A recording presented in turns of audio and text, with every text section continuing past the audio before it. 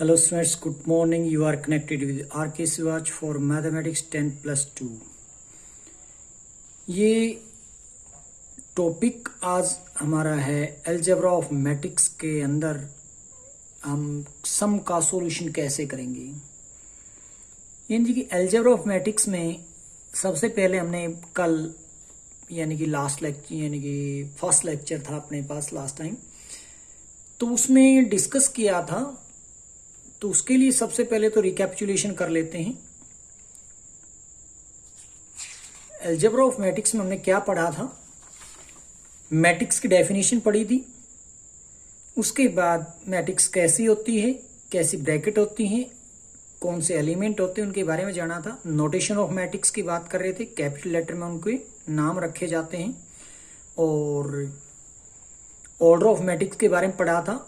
m by n order की अगर है तो इसका मतलब m रोज है, n कॉलम है। डायगोनल एलिमेंट्स ऑफ मैट्रिक्स पढ़ा था। डायगोनल के एलिमेंट कौन से होते हैं, डायगोनल एलिमेंट जिसके रो और कॉलम बराबर होती हैं यानी कि सेम होती हैं, a11 a22 a33 इस टाइप से। और पढ़ा था हमने उसमें प्रिंसिपल डायगोनल ऑफ मैट्रिक्स। ये प्रिंसिपल डायगोनल ऑफ मैट्रिक्स कौन से होते हैं, तो जिसके अंदर जो लीडिंग डायगोनल जिसकी हम बात कर रहे हैं, तो मैट्रिक्स के अंदर प्रिंसिपल डायगोनल बोला जाएगा, जिसके अंदर एक तरीके से डायगोनल एलिमेंट रखे जाते हैं। कौन से होते थे, a11 a22 a33। उसके बाद पढ़ा था types of matrix. Type of matrix में पढ़ा था सबसे पहले रो मैट्रिक्स कौन सी होती है जिसमें सिंगल रो होती है, कॉलन मैट्रिक्स होती है जिसमें सिंगल कॉलन होता है, रेक्टेंगुलर मैट्रिक्स होती है जिसके रो और कॉलन डिफरेंट होते हैं। जैसे कि यहाँ पर रो तो 2 नजर आ रही होंगी, कॉलन 3 नजर आ रही होंगी, 2/3 का ऑर्डर है, तो ये रेक्टेंगुलर मैट्रिक्स। स्क्वायर मैट्रिक्स होती है जिसके रो और कॉलन बराबर होते हैं, जैसे ऑर्डर यहाँ पर 2 रोज हैं तो 2 कॉलन है, स्क्वायर मैट्रिक्स है। उसके बाद पढ़ा था ट्रायंगुलर मैट्रिक्स, यानी कि एक मैट्रिक्स के अंदर 2 तरह के ट्रायंगुलर मैट्रिक्स मिलेंगे, जैसे कि अपर ट्रायंगुलर और लोअर ट्रायंगुलर। अब ये अपर ट्रायंगुलर कौन सी होती है, जिसके डायगोनल एलिमेंट से यानी कि डायगोनल से नीचे जितने भी एलिमेंट है सारे 0 होंगे, तो अपर ट्रायंगुलर मैट्रिक्स होते हैं। जिसमें अगर ये कहे कि डायगोनल से ऊपर जितने भी एलिमेंट है सब 0 अगर हैं, तो वो लोअर ट्रायंगुलर मैट्रिक्स बोली जाती है। और जीरो मैट्रिक्स नल मैट्रिक्स कौन सी होती है, जिसके सारे के सारे एलिमेंट 0 होते हैं, कोई भी ऑर्डर हो, वो जीरो मैट्रिक्स बोली जाती है, जिसका दूसरा नाम नल मैट्रिक्स भी है। कंपेरेबल मैट्रिक्स हमने पढ़ा था, 2 मैट्रिक्स कंपेरेबल होंगे और उनके ऑर्डर इक्वल होंगे। जैसे कि 2 मैट्रिक्स मैंने यहाँ एग्जाम्पल लिए थे, ए और बी, इसका 2/3 ऑर्डर है, इसका 2/3, तो इसका मतलब कंपेरेबल मैट्रिक्स है। फिर पढ़ा था इक्वलिटी ऑफ मैट्रिक्स। 2 मैट्रिक्स की इक्वलिटी के लिए क्या होता है, उन दोनों का ऑर्डर का सेम होना जरूरी और कोरस्पॉन्डिंग एलिमेंट इक्वल होते हैं। कोरस्पॉन्डिंग एलिमेंट कौन से होते हैं, a11 है तो यहां भी b11 से कंपैरिजन करना था, और a12 b12 से इक्वल होना जरूरी था। इसी तरीके से हमने वैल्यू निकाली थी a b c की। फिर हमने पढ़ा था डायगोनल मैट्रिक्स। ये डायगोनल मैट्रिक्स कौन सी होती है, एक स्क्वायर मैट्रिक्स के अंदर नॉन डायगोनल एलिमेंट होंगे तो उसको डायगोनल मैट्रिक्स बोली जाती है। ये नॉन डायगोनल एलिमेंट कौन से होते हैं, जो डायगोनल में नहीं होते हैं। तो डायगोनल ये थे ना, a11 a22 a33। अगर मैं 3/3 मैट्रिक्स की बात करूं तो ये डायगोनल एलिमेंट थे। तो ये नॉन डायगोनल का मतलब हो गया जो डायगोनल एलिमेंट्स नहीं है, बाकी मतलब डायगोनल एलिमेंट को छोड़कर बाकी सब 0 होंगे, तो कौन सी मैट्रिक्स बोली जाएगी, डायगोनल मैट्रिक्स। फिर पढ़ा था स्केलर मैट्रिक्स। तो स्केलर मैट्रिक्स की डेफिनेशन में हम खुद स्टार्ट करते हैं डायगोनल मैट्रिक्स से। तो डायगोनल मैट्रिक्स होना जरूरी। डायगोनल मैट्रिक्स में एक स्क्वायर मैट्रिक्स थी जिसके नॉन डायगोनल एलिमेंट 0 थी। तो स्केलर के लिए बोलूंगा ए डायगोनल मैट्रिक्स जिसके अंदर डायगोनल एलिमेंट सेम होंगे। जो डायगोनल मैट्रिक्स थी जिसके डायगोनल एलिमेंट सेम होंगे, तो वो स्केलर मैट्रिक्स बोली जाती है। फिर पढ़ा था यूनिट मैट्रिक्स या फिर आइडेंटिटी मैट्रिक्स, जिसको I से डिनोट किया जाता है। I2 का मतलब होता है सेकंड ऑर्डर की आइडेंटिटी मैट्रिक्स, जैसे 2/2 सेकंड ऑर्डर का मतलब रो भी 2 कॉलन भी 2। I3 का मतलब 3 ऑर्डर की मैट्रिक्स है जिसमें रो भी 3 है कॉलन भी 3 है। ये आइडेंटिटी मैट्रिक्स में क्या होता है, एक डायगोनल मैट्रिक्स होती है जिसके डायगोनल एलिमेंट सारे के सारे 1 के इक्वल होते हैं। यहाँ पर देखोगे यहाँ भी 1 1 है, यहाँ भी 1 1 है। तो आज हम पढ़ रहे हैं यहाँ पे उसके ऊपर कुछ सम सोल्व करने के लिए। क्या है फिर इसमें, तो पहला क्वेश्चन उठा रहा हूं। If a matrix has 24 elements what are the possible order it can have. क्या क्वेश्चन है, एक मैट्रिक्स के 24 एलिमेंट्स हैं, तो आप उसके क्या क्या ऑर्डर मैट्रिक्स के बना सकते हो। What it has 13 element. अगर उस मैट्रिक्स में 13 एलिमेंट हो तो आप उसके ऑर्डर के बारे में क्या कहना चाहेंगे। तो दो क्वेश्चन है इसके अंदर। पहले फर्स्ट उठाते हैं। We know that if a matrix is of order p by q then it has pq element. मतलब किसी मैट्रिक्स का ऑर्डर अगर p by q है तो उसके एलिमेंट pq रहेंगे, यानी कि दोनों की मल्टीप्लाई कर दें। किन की मल्टीप्लाई, रो और कॉलन की आपस में मल्टीप्लाई कर दें। अब यहां पर ना तो मेरे को रो के बारे में पता, ना कॉलन के बारे में, मेरे को तो एलिमेंट के बारे में पता है। तो मैं क्या करूंगा इस चीज के, इसका मतलब जो मल्टीप्लाई करके दे रखी रो और कॉलन की उसने 24, तो 24 के क्या फैक्टर बना सकते हैं, 2। तो उस तरीके से हम जानना चाहेंगे। तो वही लिख रहा हूं, possible order of matrix which has 24 element are. कौन कौन से पॉसिबल ऑर्डर रहेंगे, तो 24 किस किस से डिवाइड होता है, बस वो मल्टीप्लाई में रखते चले जाएंगे आपस में। उन दोनों की मल्टीप्लिकेशन 24 आना जरूरी है। 1 × 24 यानी कि 1/24 लिखूंगा इसको। फिर 2/12 ये भी मल्टीप्लाई करूं तो 24 बनता है। 3/8, फिर 4/6, अब जानते होंगे 4 6 24 होता है। उसके बाद 5 आपको नजर नहीं आ रहा होगा, क्योंकि 5 का मल्टीपल 24 होता ही नहीं है, इसलिए 5 इंटू समथिंग लिखा ही नहीं मैंने।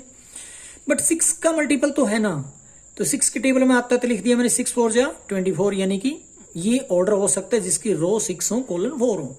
उसके बाद किसी डिवाइड जाता है 24 6 के बाद 8 से जाता है, तो 8 3 24 होता है, तो इसका मतलब 8/3 का ऑर्डर रहेगा।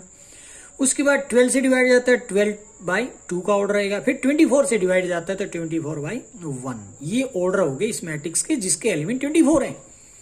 अब नेक्स्ट क्वेश्चन किया था उसने, अगर 13 एलिमेंट हो तो क्या ऑर्डर बन सकता है, तो 1 × 13 बोलो या 1/13 एंड 13/1।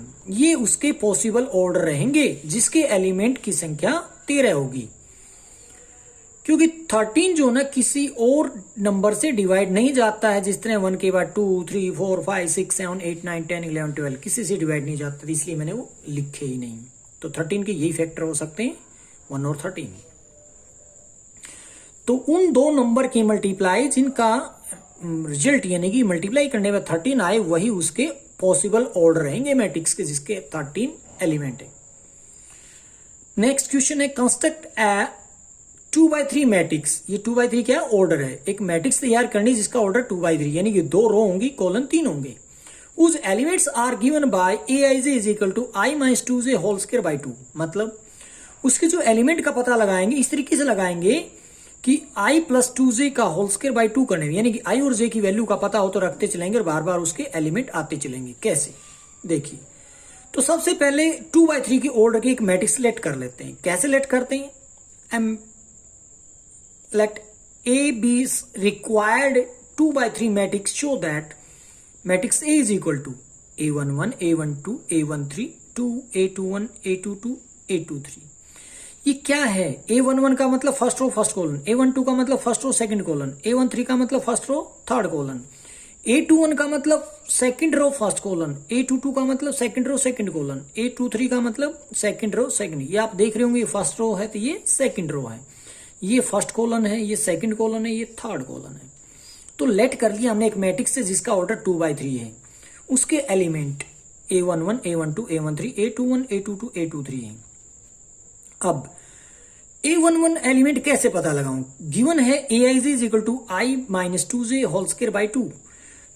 तब i की जगह भी 1 रखेंगे, j की जगह 1 रखेंगे तो क्या मिलेगा, A11 मिलेगा। तो मैंने 1 - 2 × 1 2 यानी कि 1 - 2 होल स्क्वायर बाय 2 रख दिया, तो जो कि -1 का स्क्वायर 1 होता है, बाई में 2 1/2 मिल गया मेरे को, कौन, A11। इसी तरीके से A12 निकालूंगा। A12 का मतलब फिर से i की जगह 1 लिखा जाएगा, j की जगह 2 लिखा जाएगा। कहां पे, यहाँ पे 1 - 2 2 जा 4 1 - 4 का होल स्क्वायर बाय 2 मतलब 9/2। इसके बाद A13 कैसे निकालोगे, i की जगह 1 और j की जगह 3, तो 1 - 6 का होल स्क्वायर बाय 2 जो कि 25/2 आएगा। फिर 2 1 एलिमेंट निकालूंगा, कैसे निकलेगा, आई की जगह 2 है तो जे की जगह 1 है, तो 2 माइनस 2 बाई यानी कि होल स्क्वायर बाई 2 यानी कि 0 आ जाएगा। फिर 2 2 निकालूंगा तो 2 माइनस 4 का whole square by 2 that is 2। फिर 2 3 निकालूंगा एलिमेंट तो कैसे निकलेगा, 2 माइनस 6 का होल स्क्वायर बाई 2 जो कि 8 आएगा। इस तरीके से उनके एलिमेंट वापस रख दिए जाएंगे। तो ए मैट्रिक्स आज A11 की वैल्यू निकाल चुका हूं, 1/2 है तो 1/2 रख दिया। A12 की जगह क्या लिखने वाला, 9/2। कैसे आया था, A12 ये रहा 9/2। A13 कैसे निकाला था हमने, ये 25/2 लिखा था, ठीक है। फिर इसी तरीके से A21 की वैल्यू यहां से 0 उठाकर रख दी, A22 की वैल्यू यहां से 2 उठाकर रख दी। फिर A23 की वैल्यू निकाल चुके 8। ये क्या है, रिक्वायर्ड मैट्रिक्स है जो कि 2/3 का ऑर्डर है और वो Aij I माइनस 2j का होल स्क्वायर बाई 2 से निकाला गया है, एक मैट्रिक्स को बनाया गया है। और देखिए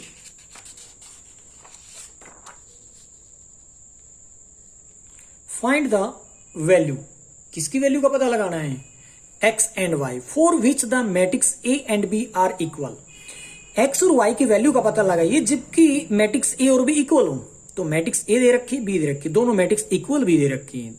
दो मैट्रिक्स इक्वल होने का मतलब है दोनों मैट्रिक्स कंपेरेबल हैं और उनके कॉरस्पॉन्डिंग एलिमेंट इक्वल हैं। तो उसी चीज को हम लिखना चाहेंगे, since the matrix A and B are equal therefore the corresponding element must be equal. तो दो मैट्रिक्स इक्वल होने का मतलब है उनके कॉरस्पॉन्डिंग एलिमेंट इक्वल रहेंगे। तो ये कॉरस्पॉन्डिंग एलिमेंट कौन से हैं, तो A11 B11 कॉरस्पॉन्डिंग रहेगा, A12 का B12 के कॉरस्पॉन्डिंग एलिमेंट रहेगा, A21 का B21 एलिमेंट इक्वल रहेगा। क्यों, क्योंकि इक्वल जो दे रखी हैं। और कॉरस्पॉन्डिंग एलिमेंट A22 का B22 के साथ कंपैरिजन किया जाएगा और दोनों को इक्वल रख दिया जाएगा। तो इसी तरीके से 2x + 1 लिखूंगा x + 3 के इक्वल। क्यों लिखा, क्योंकि इसका कॉरस्पॉन्डिंग ये एलिमेंट है। उसके बाद ये A12 का कॉरस्पॉन्डिंग एलिमेंट B12 है, तो B12 की और A12 की कंपैरिजन करके रख दी। उसके बाद हमने 0 को 0 के रखने पर कोई चीज नहीं मिलने वाली, इसलिए A22 को एलिमेंट B22 के साथ कंपैरिजन करके इक्वल रख दिया। बस इनको सोल्व कर लेना है। 2x + 1 = x + 3 को सोल्व करेंगे तो क्या मिलेगा, 2 मिल जाएगा। यहां से 3y = y² + 2 क्वाड्रेटिक इक्वेशन बनेगी। क्वाड्रेटिक इक्वेशन को सोल्व करने के बाद 1 और 2 मिलेगा। उसके बाद y² - 5y = -6, ये भी क्वाड्रेटिक इक्वेशन, इसको सोल्व करने के बाद 2 और 3 मिलेंगे। तो इस क्वाड्रेटिक इक्वेशन को कैसे सोल्व किया था, फैक्टर तैयार करके, जानते होंगे जैसे आप 10th क्लास में करते थे। -5 के ऐसे पेयर बनाइए जिनका सम करूं तो -5 है, बट मल्टीप्लाई करूं तो a और c यानी कि 1 × 6 के इक्वल आए। तो क्या रहेंगे, 2 और 3 कह लो या 3 और 2, दोनों की मल्टीप्लाई करूं तो 6 के इक्वल आ रहे हैं और ऐड करूं तो -2 और -3 -5 बन जा रहे हैं।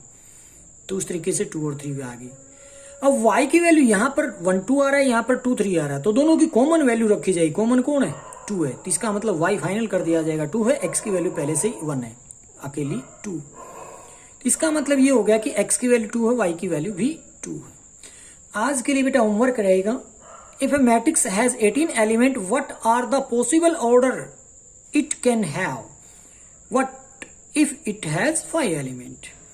तो उस मैट्रिक्स के ऑर्डर बताइए जिसके एलिमेंट की संख्या 18 हो, और उस मैट्रिक्स के ऑर्डर भी जो भी पॉसिबल ऑर्डर है वो बना के दिखाइए जिसके एलिमेंट की संख्या 5 हो। आगे कंस्ट्रक्ट 3x3 मैट्रिक्स, एक 3x3 मैट्रिक्स का हमें कंस्ट्रक्शन करना होगा। उस elements are given by Aij = I + j whole square. तो एक जैसे हमने एक क्वेश्चन को अभी किया था उसी तरीके से यहां भी एक मैट्रिक्स तैयार करनी है जिसमें आपको ऑर्डर की बात करें तो 3x3 होना चाहिए और Aij किस तरीके से दे रखा है, I + j होल स्क्वायर। यहां से आपको सभी एलिमेंट का पता लगाना है। इफ मैट्रिक्स दिस = दिस, तो दो मैट्रिक्स इक्वल कब होते हैं, जब वो कंपेरेबल हो। कंपेरेबल होने का मतलब उनके ऑर्डर इक्वल होना चाहिए। तो ये 2/2, ये भी 2/2, ठीक है। उसके बाद बात करेंगे तो कॉरस्पॉन्डिंग एलिमेंट इक्वल होते हैं। तो कॉरस्पॉन्डिंग एलिमेंट कौन है, जैसे कि A11 B11 के इक्वल आ जाए, तो x = 3, सीधी वैल्यू आ जाएगी, x की वैल्यू 3। इसी तरीके से इसको इसके साथ कंपैरिजन कर लेना, इसको इसके साथ, इसको इसके साथ कंपैरिजन कर लेना, वहां से y z w की वैल्यू भी निकाल देनी है। Thank you.